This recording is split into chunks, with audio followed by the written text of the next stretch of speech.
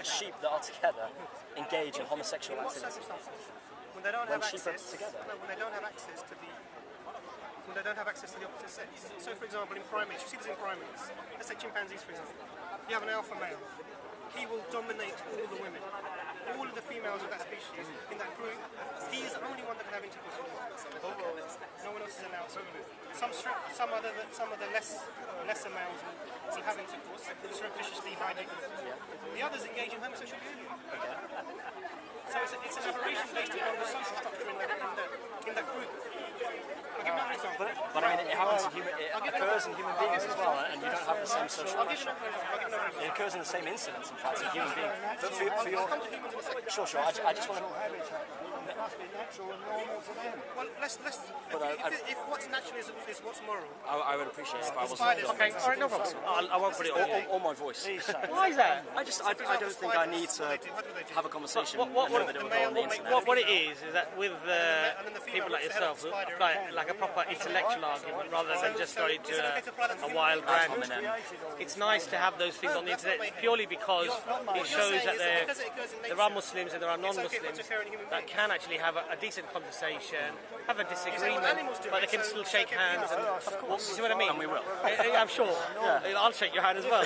So it's just for that reason. You can understand. I mean, I didn't come here so that I could have an argument. No, I understand. Otherwise, I would have prepared. Fine. Oh dear. All right. Okay. Well, no, I won't film you anymore. I'll just film the broadcast. Then we must consider it natural behaviour for human beings. We'll come to natural behaviour in a moment. Well, it must be, because it happens all the time. We'll come to it. Yeah, I'm not saying it's moral, but... Yeah, no, I was just talking to them. So, another example is rats. Okay. So rats show some degree of the same-sex interface, so they show this, but only in one specific circumstance, overcrowding. Okay. If you overcrowd rats, they will show this behaviour. So you're saying you don't see that in circumstances where there is no overcrowding? No overcrowding. In chimpanzees, if you give them access to females, you don't see this either. It's specifically because of the social construct within that species. So you're saying that... So why does it happen for human beings then? Because I think it's environmental, epigenetics. I don't know if you understand. I don't understand epigenetics. So I understand environmental. Okay, let me put something else on its head. If you hold the concept that this is a genetic thing, and so there's a prevalent within society. If you just think about how genetics works, we were talking about earlier on. Yeah. If you have a set of genes which cause homosexual behaviour, I'm not suggesting that. I'm explaining the theory doesn't work. If you have a set of genes that causes homosexual behaviour, there would be no offspring from that individual because they're homosexual. It depends. Well, okay, that individual. Yes. So those genes wouldn't be passed on. Okay. Why would that not be the case for every homosexual individual? Well, you're assuming firstly that this gene or this mutation, if it is a genetic mutation, which by the way I don't think it is. We're kind of arguing a point that I don't agree. But there's no reason why this couldn't happen repeatedly. It's going to be the same gene or the same mutation which occurs repeatedly. There's no reason why that couldn't happen. But I don't actually believe that. We're essentially agreeing. So this is an environmental phenomenon, epigenetics. Okay. Perhaps, yeah. Yeah. So it's irrelevant for me how it happens. The fact that it does happen, and that for a human being they have no choice about their sexuality. Would you agree on that? If I asked you to be gay, I think you'd find that very difficult. see, the thing is, in Islam, it's more subtle than that. We don't label people with their sexuality. Okay, because we're human beings. That's the label. Okay. Now, as an individual, you can have tendencies. You can find men attractive, or you can find women attractive. You can have these tendencies. The only thing that's not sanctioned in Islam, in public, is the act of sodomy. That's so, in private? In private, you can do what you like. Okay. In private, if you're in an Islamic state, which doesn't exist at the moment, and you are smoking in your home, drinking in your home, having same-sex intercourse in your home, no one has the right to come into your home and apply some punishment to you. They don't have the right. Well, it seems to me that in countries that are Muslim majority, there is a prohibition against homosexuality in some Muslim countries. And what is that mandated by? What's the reason for that? There's lots of different reasons. Because, I mean, you're saying that in the Quran there's no reason why these people couldn't behave how they wish to behave in the privacy of their own homes. And yet I can almost guarantee you that if this was happening in some Muslim majority countries and the authorities knew about it, they would prosecute it. So is that based on the Quran, or is that where are these morals coming from? If I'm saying to you that Islam doesn't allow you to apply punishments to people doing acts within their own home in privacy, and then you're telling me that people are doing this, then you should know that they're not compatible. Okay. So the people that are doing these things are doing them because Islam tells them to do it. Yeah. They're doing them because that's the problem within their state. I think this goes back to the problem of, this is what we talked about earlier with the beating. I think there are verses that you can read out of context, and people do read these verses out of context, sometimes without really realising, but sometimes they know what they're doing. They're reading these verses deliberately out of context to support their prejudices and their views. And when that happens, you can say, well, this is wrong, read it, and you can say, well, no, that's not right, because a theologian, someone who's really studied the Quran, could go back and say, well, actually, there are... But the explanation I gave to you, you understood it. Yeah. Was that reasonable? No, actually, I don't think that's reasonable. No, I think if two gay men wanted to walk along the street holding hands... What are you talking about? The beating people. No, I don't think inflicting any sort of physical pain on somebody as a punishment is the way to... Is that what I said to you that happens? No, you said with a toothbrush or something like that. Is that inflicting physical pain on something? That's not, I wouldn't like it. If you came and started flicking me with a toothbrush, I wouldn't appreciate that. And that's the same as, you think that's not allowed? No, I'm not saying that's a completely immoral action. I would not appreciate that. That's the point. When in a marital discourse, you're expressing this thing. You do not appreciate what you're doing. This expression of doing that with the toothpick is clearly making that point. Because after that point, what's left? Because the admonition didn't work. The advice in the beginning didn't work. Just leave her. Separation? No. Just don't flick her with a toothbrush. Are you married? No. Wait, you get married. So when you have a marital I don't think I'll change my opinion. Can I? When you have a marital discord, you want to save this marriage. You want to save this love that is between yourself. You want to save the family from all this problem, the children that's in the marriage. The divorce should be the very last option. After you've hit with a toothbrush. Listen. You think divorce should be like left, right, and centre. I don't like your divorce. No, I don't. So do you agree divorce within marriage should be the very last option? I think if you're very, very unhappy in your marriage, really unhappy, the person that you married is not the person you thought you married, then I don't see... That's not the issue. The Quran doesn't stipulate that. The Quran is stipulating about a problem from a particular member of the spouse within this marriage who's creating problems in marital discord. Can you notice, if I was let's say I was married, and I was having sex with lots of other women, and my wife was angry with me, what does the Quran tell my wife to do? Does she tell me to first ignore me and then shun me in the bedroom and then hit me with the toothbrush? The Quran gives you a solution. What's the solution? Because when it comes to Can you give me the surah where it gives me the solution? Yeah, it tells you if it uses the same word, nurjoo, so you can choose from your husband, for example. She can separate. Exactly. No, that's it. No, there's a difference. She can separate. Fine. The man can also separate. No, separate means for divorce. Why the whole process is not there? Because of how the Quran or Islamic society and structure looks at the position of man and woman within the structure, the roles they play. So, what roles do men and women play in this society? Now we can't go into the whole of Islamic sociology and education system. There is an imbalance here. I'm not asking you to. But you understand how, from an outsider's perspective, there appears to be some sort of imbalance, some sort of... the roles are different in Islam. It seems unfair. It seems unfair and I know you said that this... Can you please give me the surah that I'm misquoting? Because apparently I am misquoting. Allow me to say it. That the testimony of a woman is worth half of her brother. Or that a woman in Sharia should receive half of what her brother receives. Am I misquoting? Am I misquoting? Because I'm happy to be wrong. You're not misquoting. You're presenting something which people have misunderstood. Okay. Right? So let's clarify some of this issues. Fact one. Quran doesn't stipulate man should get double round in terms of inheritance. This is total falsehood. Total misunderstanding. What the Quran gives you the whole system of inheritance laws. Who's going to inherit from who and how much. So it talks about between brothers and sisters, how much they should inherit. And we know the reason why. But before I go into the explanation of this, we need to understand that when it comes to inheritance, sometimes man inherit more than man, women inherit more than women. Sometimes women inherit more than man. Sometimes women inherit the same as man. Sometimes they inherit less than man. So I don't want to film him. He doesn't want to be filmed. So who's inheriting? For example, again, this comes to the role of the Islamic family structure. In this Islamic family structure, the responsibility to provide the financial burden and provide and look after and maintain the family is on the shoulders of a man. So it could be the husband, it could be the father, it could be the brother, it could be the son, right? The woman in the family... Okay, go on. For the sake of argument, you're saying you understood what I'm saying. I understand what you're saying. I disagree with it, but I understand what you're saying. Actually, let's make our understanding of Islamic family structure and see how much you can disagree justifiably, right? That's the point. Yeah. So in an Islamic family structure, the woman, whether she's the wife or a sister or a mother or a daughter, she doesn't have to work at all to provide for the livelihood of the family. She doesn't have to work at all. So it's not her responsibility to provide the bread for the family. If she wants to, and she can do that in the environment that is, suitable for her, she can. And while she's earning, not a penny or a cent can be touched on by her husband or anyone else. That's her own money. Okay? So, besides that, so when it comes to a system where you don't have to do anything, you don't have to pay for anything, you don't have to earn anything, so you are in the That receiving. T-shirt looks like that's a picture of you, man. Yeah. So you are in the receiving end.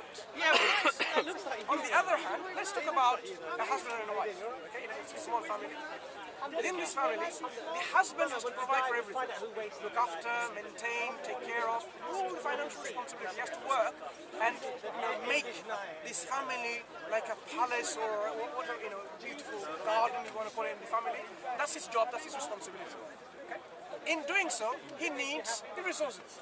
One of the important resources is financial resources. To actually do that, to work, to pay for the bills and whatever you have, right? So he has to have the money. The woman, if you look at this, the wife, she doesn't need a single penny, does she? What if they agree amongst themselves? No, before we go into agree, we're talking about the Islamic structure rather than the Western, secular liberal structure that, No. That's probably unfair, but go on. Not unfair. That's one of the models, isn't it? Okay, that is a model, yeah, but But when we compare the Islamic model, she doesn't have to do anything. She doesn't have to spend anything. So does she need any money? If she needs any money for her own needs, the husband can give. So when it comes to inheritance, let's understand what inheritance is.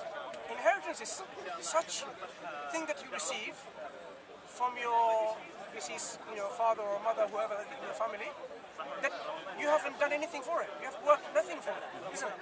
You received as a gift certain money from your family members. So this is a gift. You can do without it. Even though there was no inheritance, you can't still complain. So why are there provisions of inheritance given in sort of inverted quotes, unequal measure at different circumstances? It's to do with who's receiving the inheritance and what will help them. Okay, So I understand a son or a brother compared to sister, look at it logically now. He's going to receive inheritance. So if he receives inheritance the same as the sister, brother and sister receive inheritance the same. With this money that he receives, the sister's going to keep the money. That's her own money. But the brother has the responsibility to use it to build The that brother is going to spend this money on his family. on the family and his future bride, and when he's going to get married, he's going to give the dowry.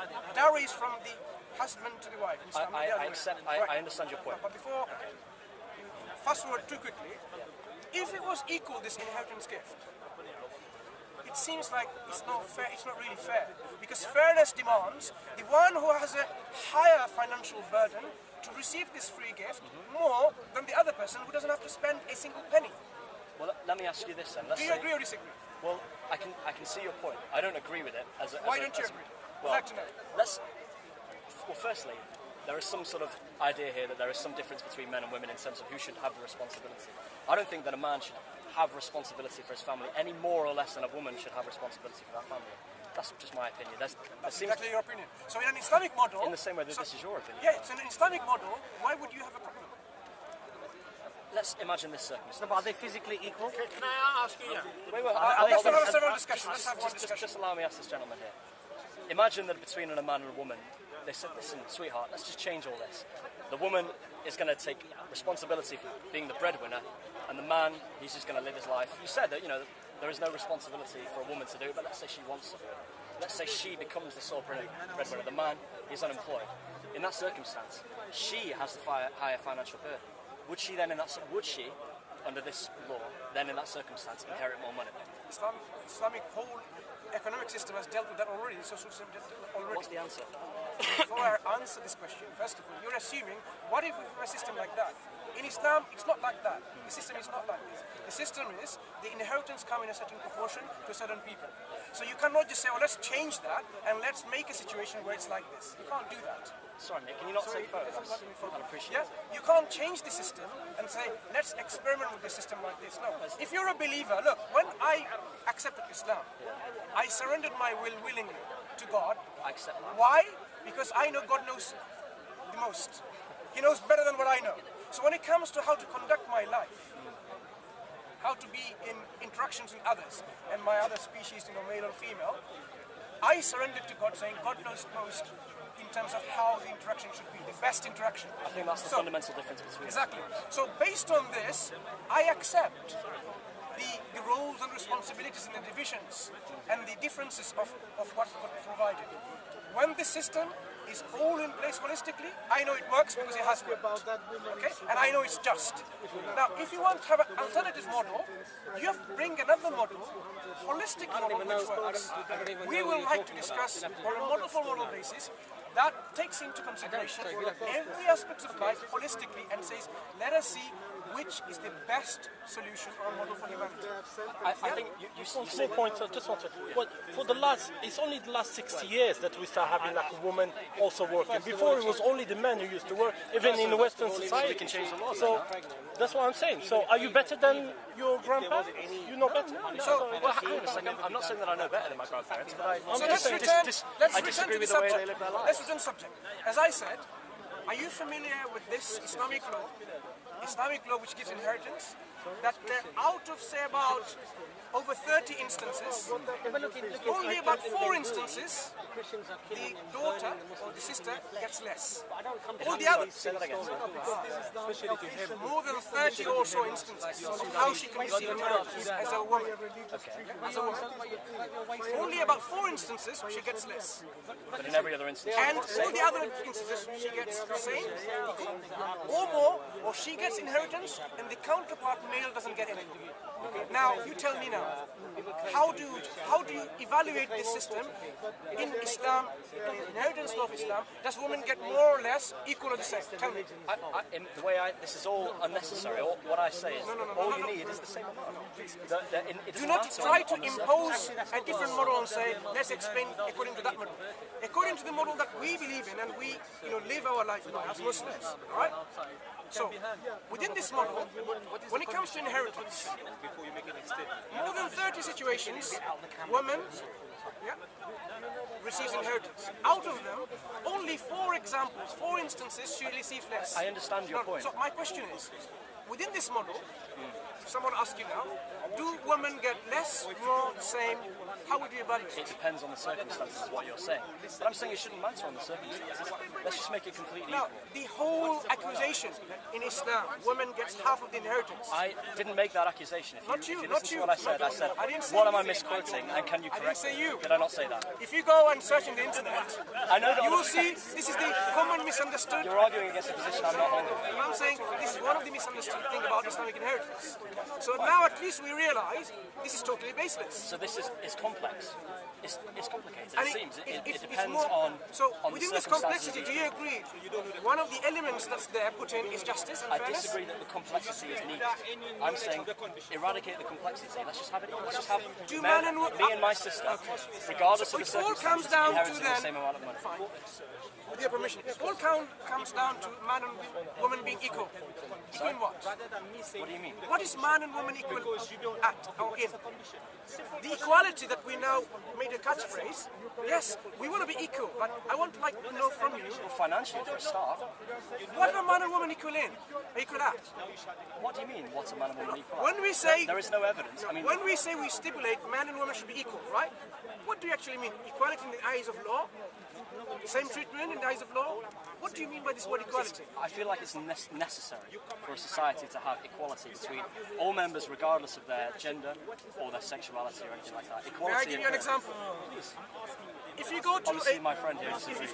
if you ride a bus or a train, Equality means you and I and all the ladies there, they have the same equal right to sit on the train, right? You don't get pregnant, but the women do. Yes. But it doesn't change the status being equal to you or you being equal to her. No. So now, who has the equal? Who should? In fact, who has? Wait, please. Who has the right to sit? Is someone who is in a very the person who needs it most. No, equality we're talking about. Yes. In the eyes of equality, the person who needs it most. So you're not talking about equality. So now you're leaving aside. If I was a young lady sitting on the train and an old man walks on, I would say, please have my seat. So if I was a young man, which I am, and a pregnant woman came on the train, I'd say, please have my seat. So you left. It's the person. So you left. Not to do with gender. So you it's left. To do with equality. It's to do with what's necessary. It's to do with what? It's to do with what's necessary. Yes. It's to do with who needs most. Yeah. Not equality. Equality demands that if you sit on there and she stands there being pregnant, she can't say a word. You know why? No. Because excuse me? That's wrong. Why? That's exactly no. the point. If you have the equal rights to sit on the train, the lady is pregnant and you sit on it, and you don't care, I'm sitting on it. Now, that would be selfish. No, you can use your consent.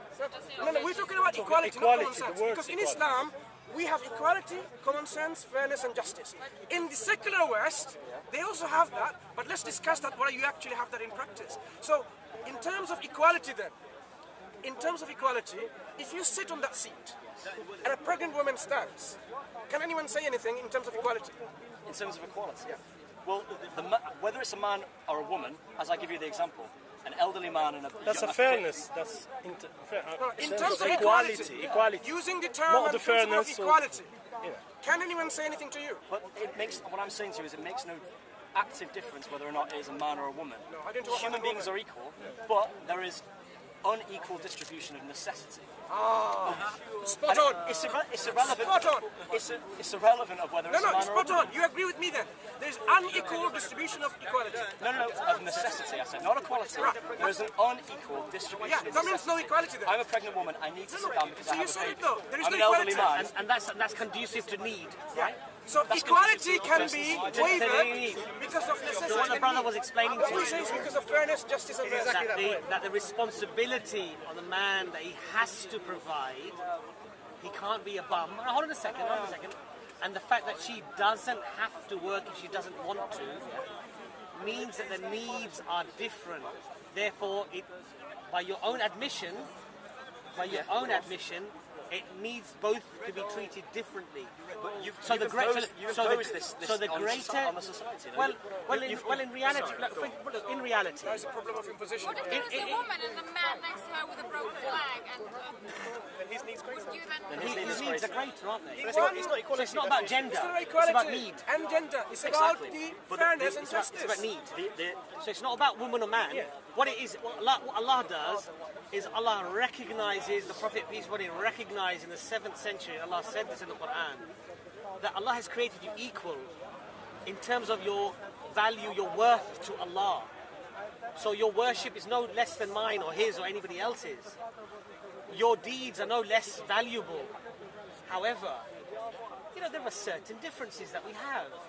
So for example, there are certain biological differences that we have. So Allah allows certain concessions for women at certain times. So for example, during menstruation, she doesn't have to pray.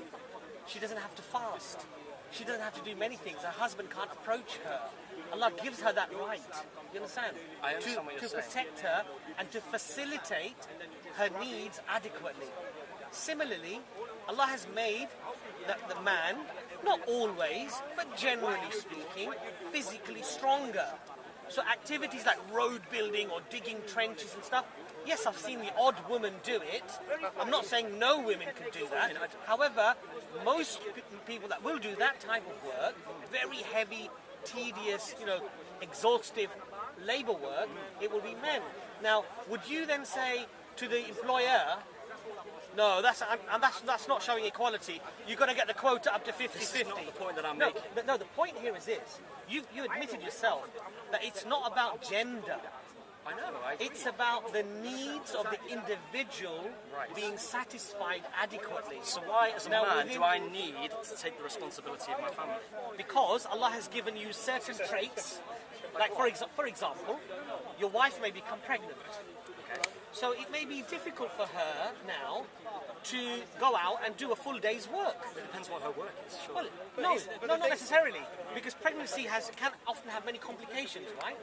She can become anemic. He's a doctor, so I'm sure he can run through a whole series of things. Sure. That can happen. Now, but also, Allah has made me live less longer on average than my wife. So I can provide for my family for a shorter period of time. There is a real difference there between men and women in terms of length of time. To be honest, we've got to be sensible. Yeah, I agree. No, we've got to be sensible. And when we're sensible, we've got to see things as they are, not how we would like them to be. Now, we know that, a woman during certain times, pregnancy, for example, she's not able to do the same things that a man might be able to do. Right. So a man's duty is not only to work and provide, the food and sustenance for his family, but if she says, you know what, I'm really tired, I don't want to cook today, I'm pregnant, you cook. But again, you provide the food. He has to do that. He has to look after her needs. I'm saying this is right. That's the reality. Yeah. So now, that doesn't explain why a man has to the whole time have responsibility. But does a man then say, "Hold on a second, darling, right?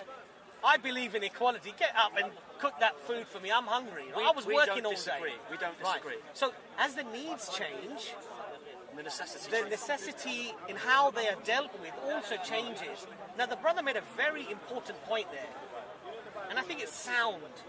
And the reason why I think it's sound is because you couldn't counter it. Your only argument is that you feel that it should be equal in terms of how they should both be given the money, right?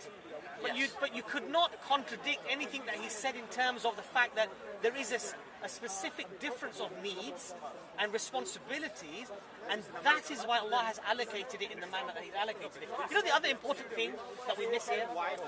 Even though the man gets a double share of the inheritance, his wife can take from that inheritance that he's received from his side pretty much as she wants for her house, her kids and what have you.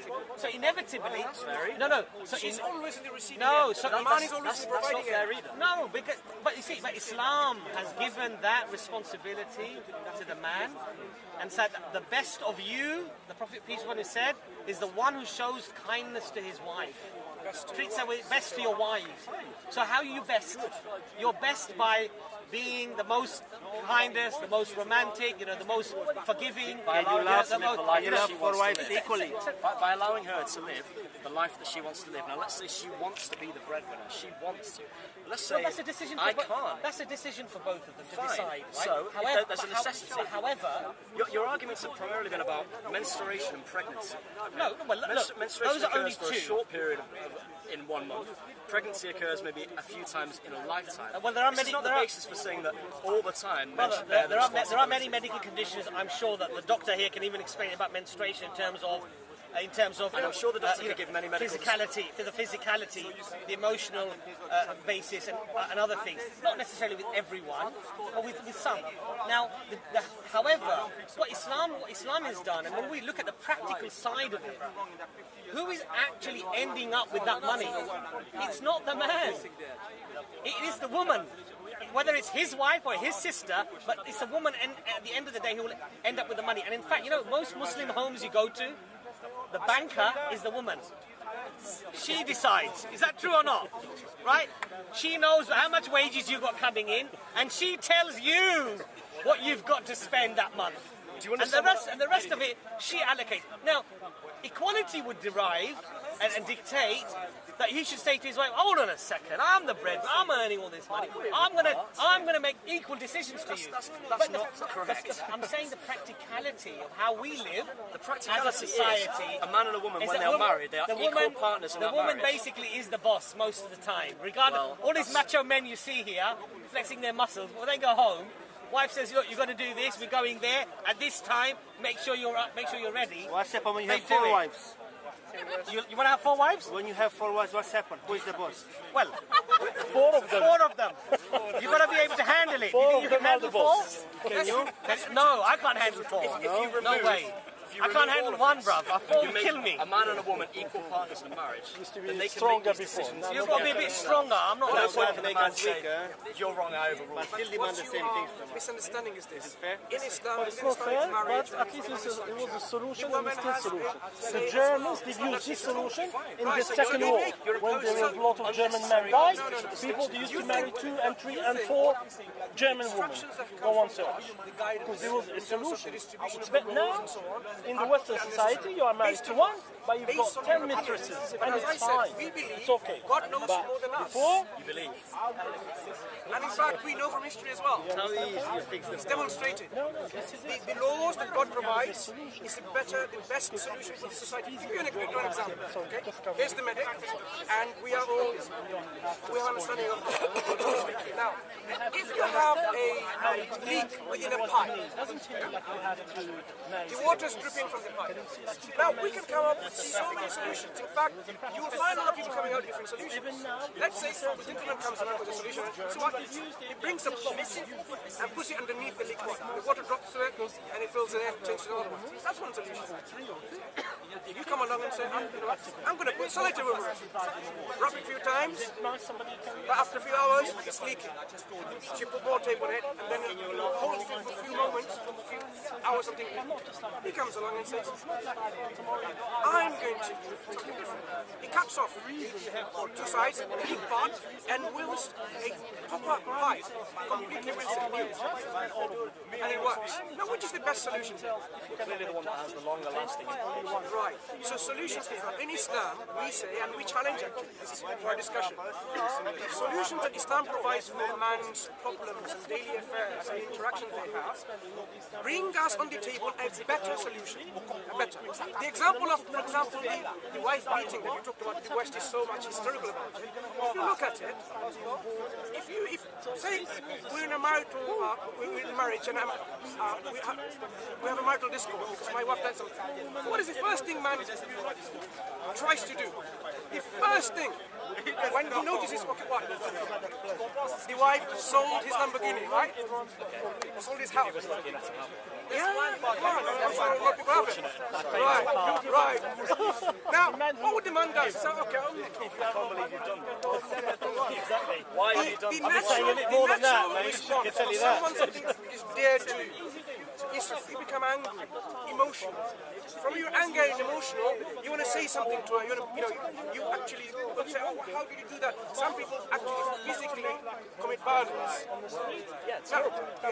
Isn't it? Right. No. I'm telling you, I'm giving you what Quran gives you the solution. Right. If it was I'm just joking. Let's understand. That's a joke. That's a joke. Let's understand this. Let's understand. The first reaction. Ferrari's all right, but Lamborghini, come on. But sir, I won't even think about that. Rather than saying she's being unfaithful, you could have many examples because the Arabic word in the shoes has some different connotations what it means. So the natural reaction is someone the husband will get angry and he's going to do something bad, right? That's the natural response. Now, what does okay, fine. Now, look at what Islam provides. The solution to this. The first solution is what? You go and butter or beat her or something. The first solution Islam gives you is admonish her, advice, reason with her. So what it means is you cool down. The first solution is control your anger. You cool down. That's not the way to do it. You discuss with her, reason with her. What's happening? Why have you done it? Look. Immediately you realize this. Well, the problem was that when we were talking about this, you said it was sexual immorality. This is the solution. He was giving you a sexual immorality. This is property. This is something It's not property, yes, it's property. Okay, sexual immorality. Let's see, same example. Sexual immorality. She's been unfaithful or whatever. So you're angry. So man naturally is. And I have to calm down. Fine. I'm really angry because my wife is and I calm down. Okay, good so far. Go. What's the next? No, do you agree this is a better solution? Do you agree this is a better solution than being angry and committing violence? Of course. Domestic violence happens. Right. So domestic violence. Okay. So far we agree. Now look at what we've learned in Western civilized world. Domestic violence. Domestic violence is not coming from Muslim families. It's coming from non-Muslim families. In statistics. What statistics are you citing? United Kingdom statistics. United. UK. What specific statistics? Domestic violence. From whom?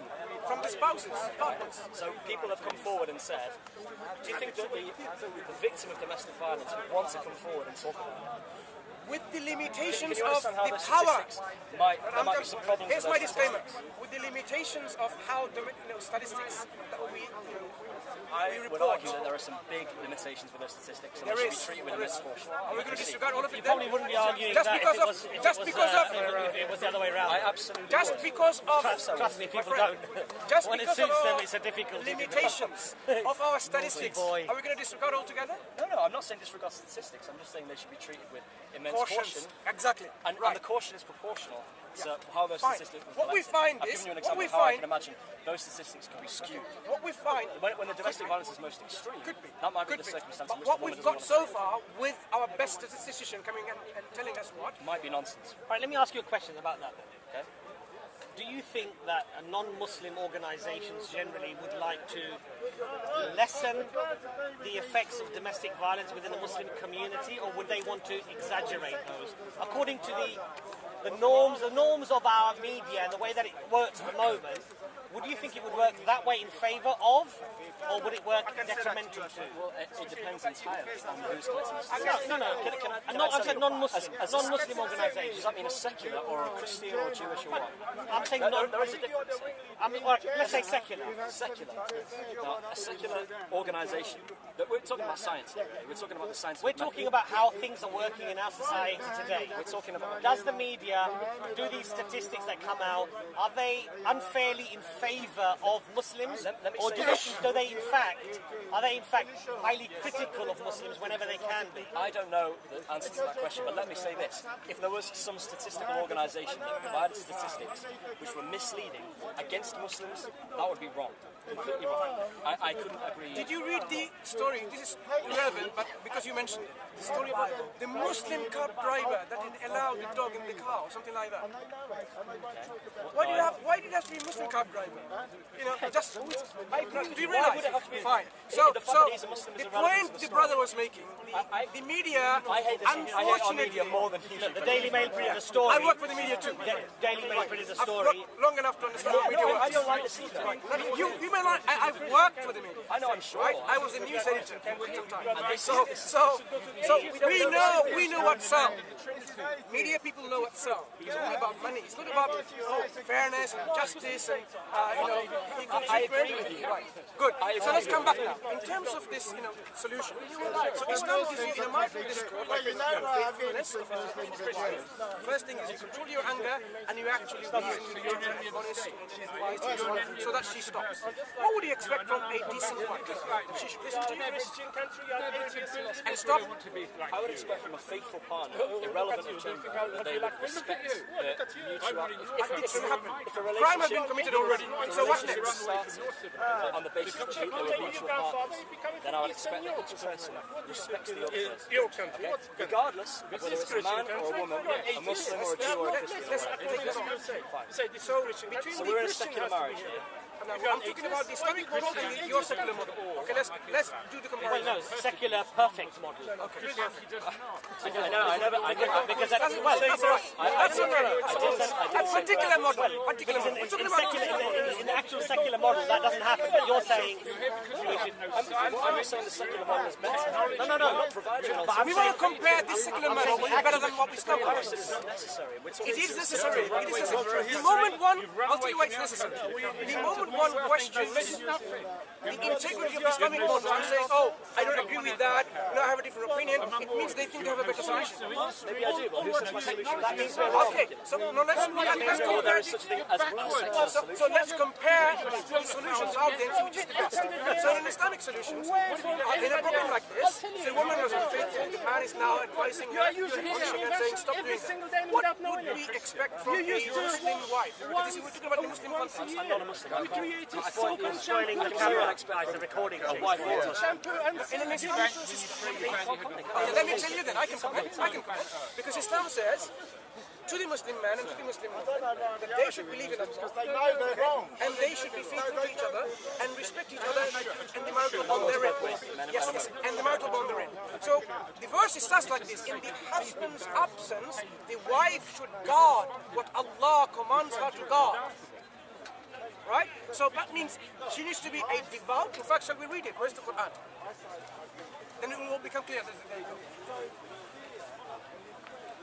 This better become clear. So far, what is not clear? No. Please, we've yet to reach our disagreement. Our most fundamental disagreement. So you start by saying this. This is Surah chapter number 4, Surah Nisa, ayah or verse 34. Can you translate it? Oh, it's in English. Okay, cool. Men are in charge of women. Stop right. Already we found a point of disagreement. Men are in charge of women. We're not talking about disagreement. We're talking about. I disagree with that. I'm not asking you to disagree. I'm going to give you what Islamic model is. I know. But within the I'm Islamic model, I found a point of disagreement with you. I don't think that men are in charge of women. That's your opinion, right? You're entitled to your opinion. I don't have a problem with that. So let me continue. Men are no more in charge of women than women are in charge of men. And we're not talking about some weird equality. You misunderstand me. You have an opinion. You have the perfect entitlement to that opinion. I'm not quarreling with you. That's your opinion. But this is Muslims believing this. We've surrendered to God. You're entitled to your opinion as well. Good. So let me continue then. We can still disagree. Yeah, you can. Okay. So because at the end of the day, we wanted to make sure what's the best solution. So men are in charge of women by right of what Allah has given one over the other and what they spend for maintenance from their wealth. So now we have a qualification why men are in charge of women. Because God has dictated that that's the case. 2 reasons. God says. Given 2 reasons. Give me the 2 reasons. Sorry. By right of what God has given over the other, yeah, and what they spend from their wealth. Okay. So reasons are different. Now, so a righteous woman, a Muslim wife, are devotedly obedient, guarding in the husband's absence what Allah would have them guard. But those wives from whom you fear, and it continues. So it tells you, as a Muslim, devout Muslim woman, you should have faith in Allah, faith in His revelation and His rules and guidance, and you should also guard what Allah commands you to guard. So the natural thing that woman... He's already heard all that. Excuse me. He doesn't believe what you're saying. Please allow me. Told you that. I agree with you. Please allow him to continue. Allow him to continue, please. So now we have... We'll discuss this in a second. Please allow him to continue. Let's go. So as a devoutly obedient woman in Islam, she's obedient to God, and she should also be obedient to what God's command is. So she should guard what God commands her to guard. One of the things that's got obvious for God is her chastity. She should guard her chastity. It's quite obvious, isn't it? In the husband's absence. So because when the husband is away, what should you guard? As a wife, you should not, let other men. It's common sense. I don't think it's required for it to be written down for me to realise that. You'd be surprised. You'd be surprised. In the West, it's common sense, but does it really happen? Does it really happen in the Muslim world? No. You said it's common sense. Yet common sense doesn't work to people, because the people know it's common sense to be obedient to each other, or not obedient, faithful to each other, but they're not. So it needs to be written down. What the Quran does, my friend, what we are stipulating is this: God makes it easier. In fact, God says, even any transaction that you do, even though it's very little, write it down, because to prevent the thing that might happen afterwards. Because people say, oh, I didn't do that. We never had an agreement or a contract. So in Islam, Not a yes. bad idea. Okay, go on. I think, look, ultimately, the question here is this. I think we have a fundamental difference of opinion. Yeah, okay. Now the thing is this. That goes beyond your yardstick to measure the validity of what he's saying is based upon your nurture, nature, your subjective reasoning, your logic, right? And what you feel is fair. observation as well. It's What you feel is fair. I'm not knocking that. no, fine. Now, either that scripture is from God Almighty, and therefore I would hope you would have to concede that if it could be proven that it was, then therefore the deficiency would not be in that statement there, but in your own heart and your own reasoning. So if it could be proven That was God's word. that was then it would God's be me wrong word, rather than God. then it cannot be wrong, because the God that creates the heavens and the earth created you and sustained you, and the knower of everything cannot be wrong, right? You understand my point? If. I understand your point. The caveat is a big if, right?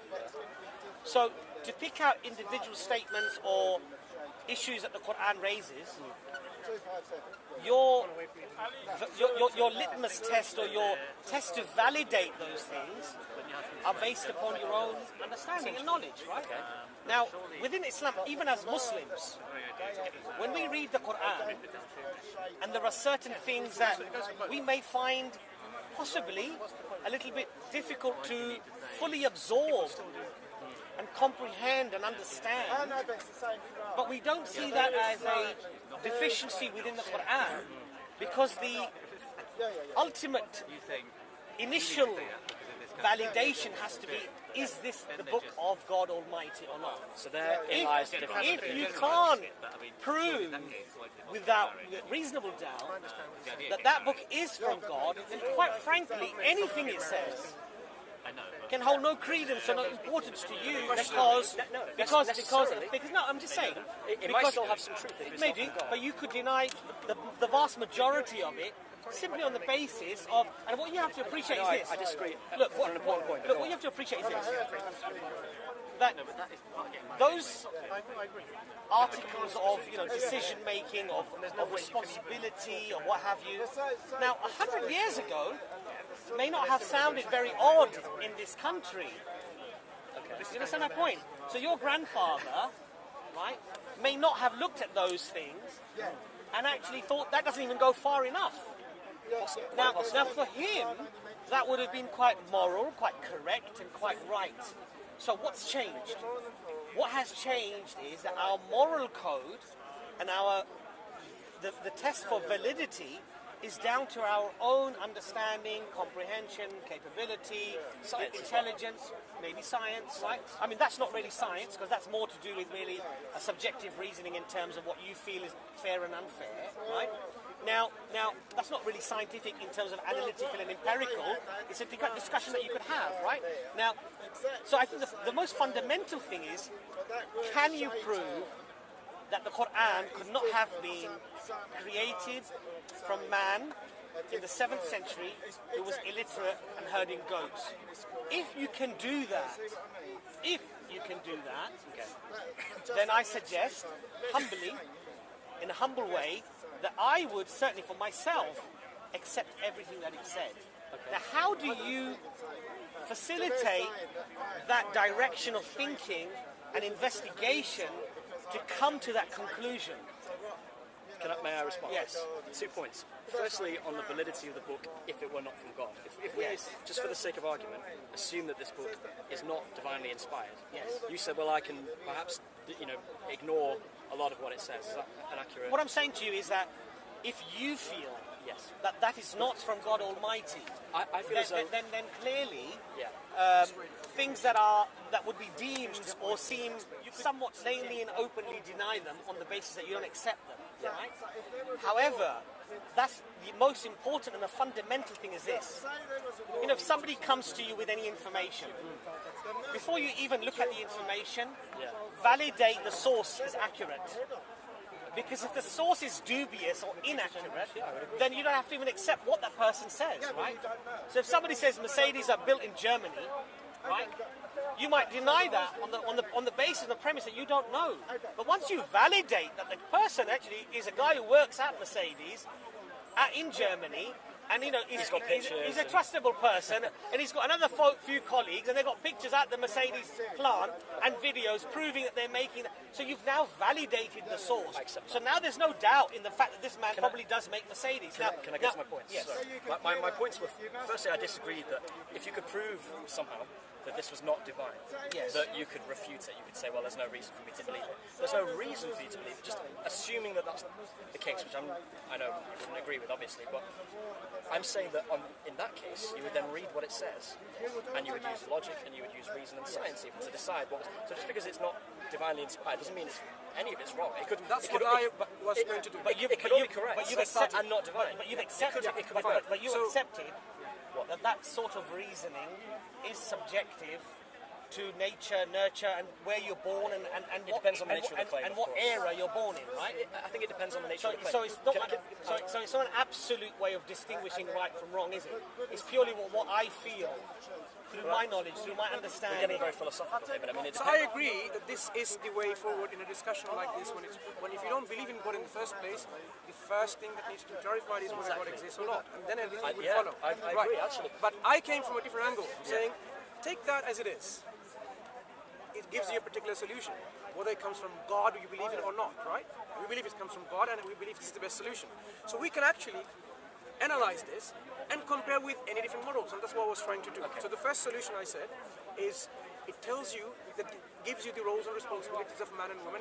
Women should be obedient to God. So as a Muslim woman, when she's done a mistake, let's call that a mistake, right? Because in a marital life, when you're married and you've been unfaithful to your husband, you've committed a mistake, whatever you call it. Or if the husband's unfaithful to his wife. No, we're not talking about the other problem yet. We're talking about this. The same. They're two sides of the same coin. You have to be fair. This particular verse here talks about the unfaithfulness of the wife. There are other verses elsewhere talking about unfaithfulness of the husband. So let's take one for its own merit. What the solutions are. So, I disagree with your premise. So it says there. No, you can disagree, but let's understand within the Islamic framework whether, when it's applied like that in a believer, does that say it should be applied on you and a non-Muslim? If you were a believer, no. So I am as a non-believer. This is not for you. Who does not believe in God. This is not for you. This is for a Muslim man and a Muslim woman. So let's understand in that context. Just because it's not for me doesn't mean I can't comment on whether it's valid or not. But let's understand within the Muslim framework, Islamic framework, how this is the best solution, right? And then we can compare. It's the only solution in an Islamic framework because this is the word of God, surely. Let's understand that. No, that's Suppose it's the only solution. If God wrote can you get a better solution in an Islamic framework? We can compare that. If you're a believing Muslim and you believe that the Quran is the inspired word of God, there can be no better solution than the inspired word of God. If that's what the inspired word of God says, a Muslim can say, actually, the first thing is. Your friend here was correct in that So for a Muslim, this is correct, okay? Because a Muslim believes in God. I don't follow exactly what you say, because a Muslim, for example, can say, look, actually, what didn't God say, for example, first thing is you actually give her a big slap, right? And why did she do that? That could have been the first thing. Would be wrong then, apparently, according to this, right? You said this is the only solution and the best solution. No, there could be several other solutions. But this, right? How do you mean? This is one particular solution that Allah provides, which we think is the best solution. But there could have been so many other multitude of solutions. Let's understand that. There are possible other solutions. So out of all the solutions, Allah's given us this particular solution. Okay. So within this... We must assume, therefore, that's the best one, because Allah has given us. That's what I'm claiming. Okay. That's what I'm claiming from the very outset. So let me continue and finish this and see whether this is indeed the best or not, or whether we can get a better solution. So first thing is, the woman should be, obedient to God and be faithful, and she should not do what she shouldn't be doing in the first place. She's done that. So Allah says, don't get angry. It doesn't say that, but this is implied. Restrain yourself, control yourself, and do what? Advise her not to do that again. So what is now required from the Muslim woman? What do we expect as a Muslim husband and a Muslim within the Muslim framework? Like we're talking about this, she should now acknowledge that she's done something wrong, because she didn't do something wrong. That's why all the issue is. She did something wrong. So first thing is she must acknowledge she's done something wrong, and she must make the intention not to do that again. So resolve it. If she does that, she says, "Oh, sorry, my loving husband, I'm so sorry, I'm not going to do that again." Now, are we going to go to the next step? Beat her and so on? No. Why?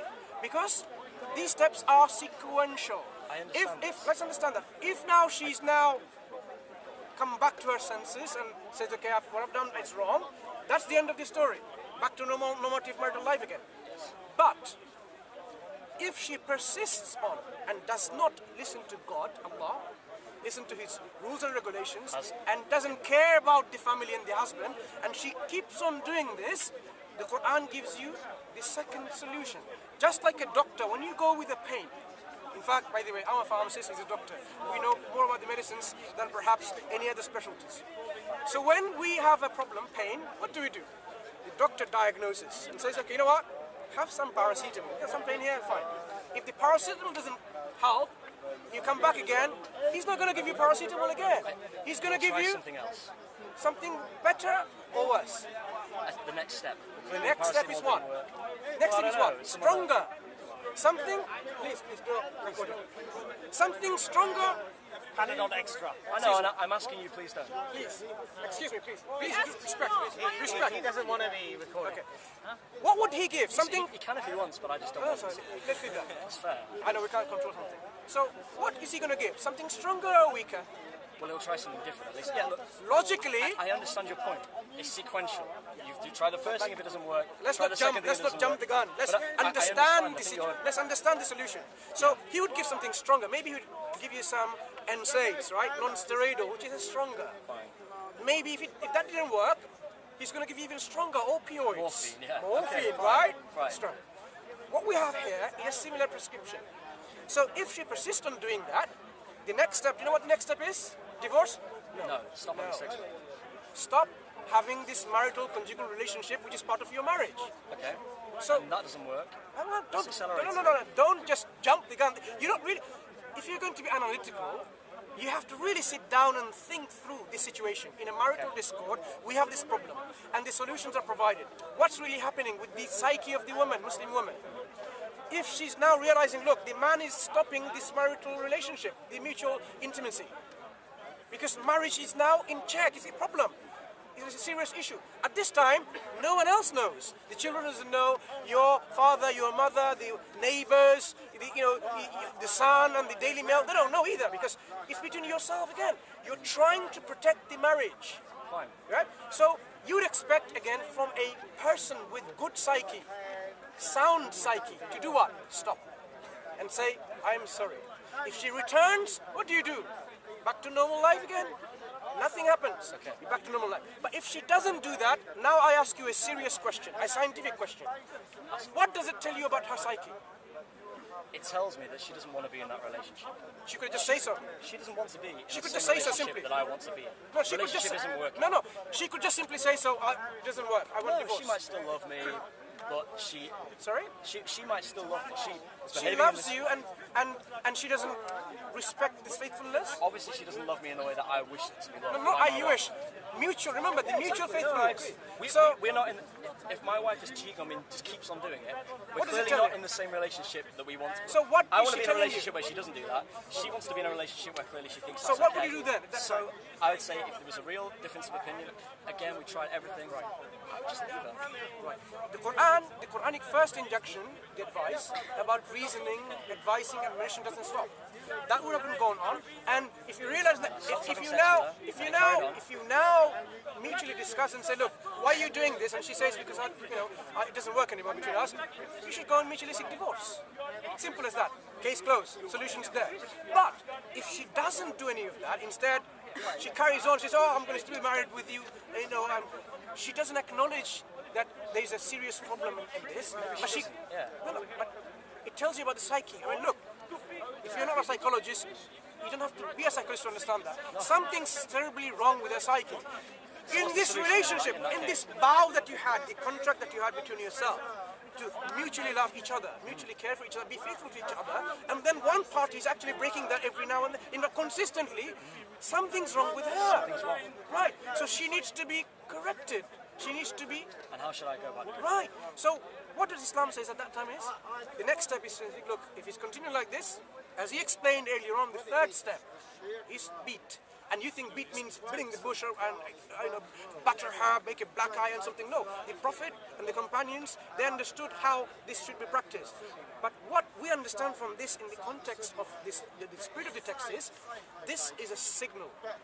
Signal to the point that you are coming to a stage where divorce is very near. Why? Because we tried all our best to stop the marriage coming to an end because of maybe the 12-year-old girl that we have, right? Of course, right. Yeah. So at least try to reconcile. Now, when I did that, to the trip, now she realized the next step. She should realize the next step is what? Divorce. So if she persists again, knowing, because this signal is serious signal. This is the last before we separate from each other. So if she has any love, any respect, any care for the family and the children, in Islam, by the way, just one point I need to mention, it's not between one man and one wife. In Islam, a marriage is between two families, whole families, right? We are, like that. So at that point, suppose she carries on or she wants to insist, what does Islam say? One last resort. Not divorce. Hit her with a toothbrush. No, we've done that already. She doesn't care. You go and ask what? You try to go and find an arbitrator. Now it's no longer personal between you and your wife. Now it's gone to the wider. No, it doesn't have to be a lawyer. No. It says you go an arbitrator from your family and her family.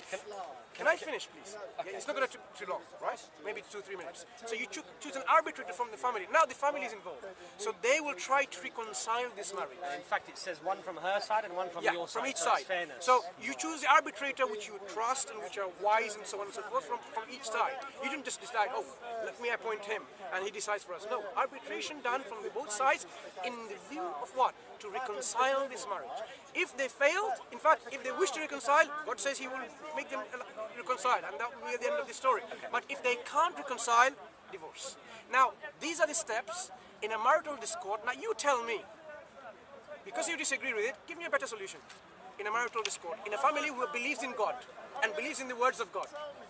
No, I happily concede that divorce would be the best option in that circumstance. If, in that very extensive circumstance. Yeah. So why would the third prescription be any of a problem? Because can you tell me that is very easy to interpret? Don't forget that this is originally written in Arabic, and most Muslims are not Arabs. Our language is preserved. The understanding is preserved. The examples of the companions, what they did, is preserved. I understand the nuances of what this beat means. This is the problem. Most of that I have no problem with. It's the phrase beat that I have. Is it harsh? Is it harsh? Do you agree it's harsh? But that word itself is not translated directly from Arabic anyway, is it? If it's... What do you mean then? The word beat has a connotation of severe chastisement. Okay. First of all, there's about 19 different words in English for that Arabic word of beat. Okay. That's why some translators have said severely chastise. Some have said, some have admonish. They've used different words. Some translators have used the word beat. Now, how we understand the word beat is that the Prophet, peace be upon him, said, you cannot harm her, hurt her, bruise her, cause her pain. So clearly, that word beat, that word, the Prophet ﷺ explained that you can't bruise her, mark her, cause her discomfort, pain, or anything else. Now, hold on a second. So that is how Muslims understand it. That is why the statistic that he was referring to proves the fact that Muslims also understand it to be that, and that is why domestic violence is not how it is in the West explained, that is prevalent within Muslim marriages. In fact, it's not. One other very important fact to remember here is this. If your wife punches you, for example, and causes you a bit of pain, right? The Quran doesn't stop her from doing that. But it forbids you from doing that to her. I would say that would be wrong too. But what I'm trying to explain... But you see, look, there's a physical difference between a man and a woman, right? You even gently punch your wife, a woman, and it's going to cause her more pain, more bruising, and more discomfort than if she gives you a good solid whack. That's why you get all these. That's why you get all these brutes, right? Who'll say, "Go on, mate, go on, give me one there, punch me on my shoulder," and that's another man punching them, right? Full strength. look, and he's acting all hard and strong because he can absorb that type of thing. Now, if a woman does that, and then she slaps her husband or she hits him or something, and it causes him a bit of pain, the Quran doesn't forbid her, actually. Maybe under laws of etiquette and manners and stuff, it may be regarded as that you shouldn't do that. So let's hear him. But the Quran forbids the man from doing that. So in terms of now the solution provided, stepwise prescription to a problem, and there are several steps. One of the steps is this beating, however you try to understand it. Let's say you understand beating means beating, right? Without any qualification. Can you understand how that might be an easy solution to come to? Do you I agree? read that and it says beat. And I think, do you agree it's harsh? No, I can understand that. Do you exactly? No, but brother, to be fair to him, he's saying, look, I've read that word beat, let's say I convert and from that, the connotations that I've got in my mind is that it means this. Now, it means you actually severe chastisement. Put it into a coma, right? I'm really sorry. I actually have to leave. Listen, No problem. I'm not ducking the argument. That's not a problem. I'm being beckoned away. You've been pulled away. But anyway, think about it. That's woman control. You see? You're talking about She's men. gonna get admonished later. Exactly. Where's the equality? Where's the equality now? Who's in charge? Why did you say? Who's in charge? Hold Be on. the man in charge. If I wanted to leave an hour ago, I would have done that. No. You disagreed when Manny was in She's charge. just given that a finger like that. She's gone, come on, that's it. And he's just suddenly shaking hands. I think you summed it all. Who's in charge? You summed it all. Anyway, look, it's nice speaking to you. But what I would say to you is that do take some literature with you. Yes, she has. Lovely. And the Maurice Bucaille one is very good because I think what it does do is it's a French scientist who wrote a book, the Bible, the Quran and Science, in French, then it was translated to English. He actually became Muslim at the end of it on the fact that he was convinced that this book could not have come from a human being and it came from God. Can I ask you, is there a particular translation of the Quran into English that you What's the best one that you would recommend? Mrs. has one, your other half has one. Is that the one? That's the Sahih translation. Hey, listen. I would give you... Matt, nice although I one. disagree with you in many senses, it's been a pleasure to talk to you anyway. We can agree to disagree. Of course. Can we just film you saying bye-bye or is that going to be a problem? Bye-bye, thank you. Professor Abdul Halim, who is Director of the School of Studies.